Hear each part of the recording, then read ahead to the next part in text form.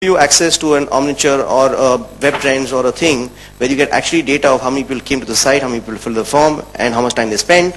That will give you access to measurement. Then it will give you access that, okay, when you create ads, somebody is searching for a quick loan, then you should say that we can give you the loan fastest. Within 24 hours, it will hit your bank. Creative. So it's, from the concept level, it's very easy, right? Once you say quick loan, that means please focus on speed of dispersal. So once you've got trained on these three things, you don't even have to think of the future. First of all, your present is obviously good because companies like us are going to be 300 people in the next 1 year. If you take from the growth of the search market, this search market itself, that 56,000, 72,000 crores is going to become 100,000 crores in the next 1 year. So that 100,000 crores is a big market size, decent enough to make your career right now. But think of it like this, that if you learn these skill sets, think about what your future could be. Think about a conventional television guy, conventional print guy, what challenges they'll face when these mediums become the platform and the writing is on the wall.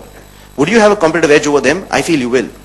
Because this medium will be the one which will become the auction house or the stock exchange for conventional media. So you can take Google as a stock exchange. It is going to basically auction media.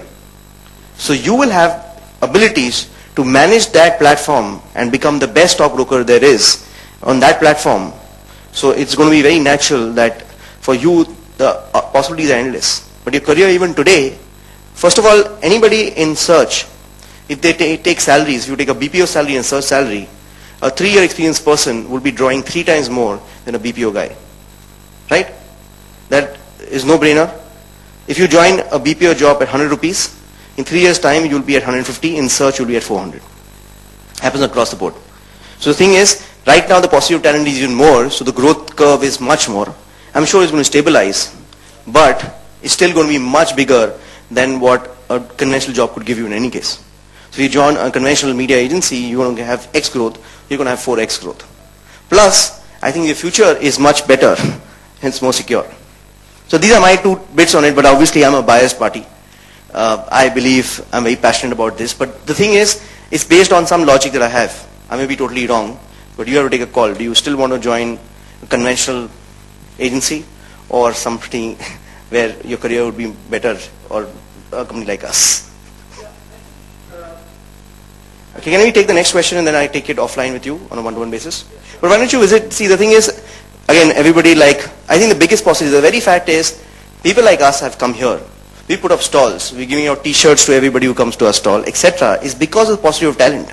The very fact is, if CEOs like us are not doing business development at this point in time and sitting in this room, you can imagine how much paucity of talent is there and how much we are willing to put in terms of time to get people joining us. If the growth was not there and business development was a problem, then I would be out there doing sales and not trying to come from Bombay all the way to Delhi to attend a job clinic. Think about it. Any industry which is a sunrise industry, where the growth of the industry is going to be phenomenal, that's the industry where you're needed right now.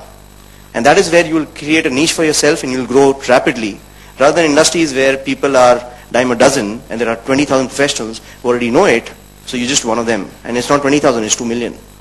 So you'd rather be scarce, because scarcity creates value. That's the rule of thumb in the world. Okay, so we do on a one-to-one. Any other questions? You had a question. I want to promote my newly developed website. Which website? Newly developed website. Okay. I want to promote it, and it's never easy for me to pay heavy for it to promote. So what is going to be the cheapest and best method to advertise it? See, the thing is that from our perspective, 80% of Google's revenue comes from small and medium scale enterprises worldwide. So there is no other medium available to you for a website other than search advertising. Go to Google, click on advertising options, put your credit card in, put $10 a day, put $5 a day.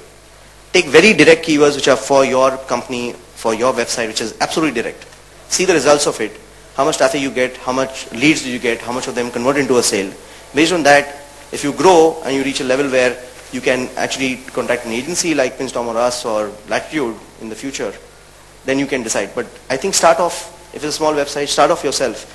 At least the basic part of it is like any sport.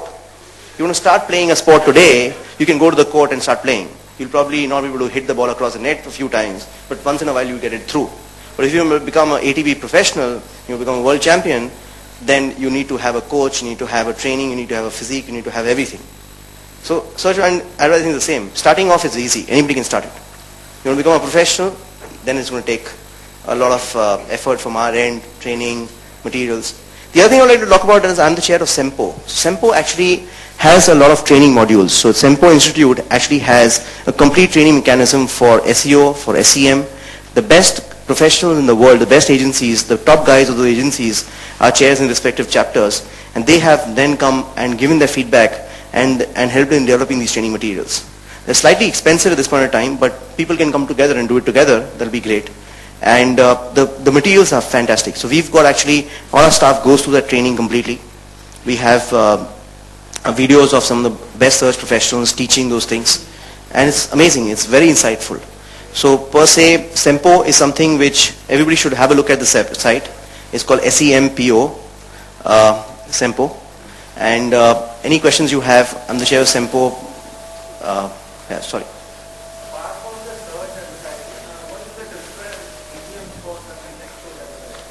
See, my belief is right now everything is contextual in some way and it's going to become contextual. So let's say if you have an SMS, if you could send an SMS and I could read what you're sending, and based on what you're reading, I could give an ad.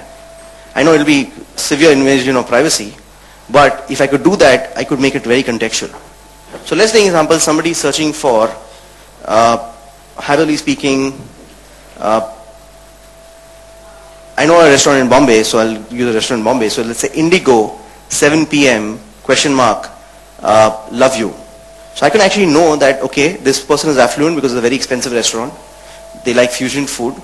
Most likely, they're meeting for pre-dinner drinks because most people in India don't have dinner at 7 o'clock, unlike in UK.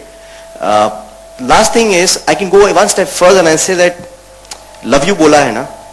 So love you bola hai, most likely female. Because generally females say love you and then men have to respond love you too. You know, so so the thing is, these are things that are insights that you can get from any medium. So it could be a simple SMS that gives you a lot of insights, and based on the insights you can serve an ad.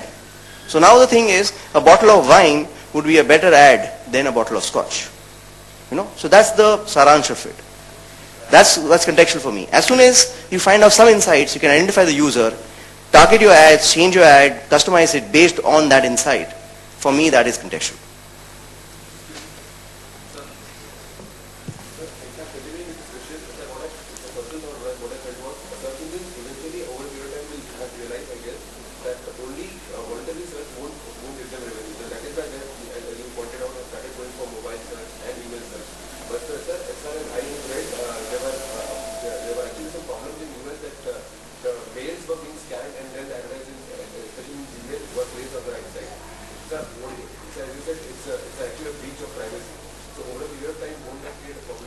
See, I'll tell you one thing.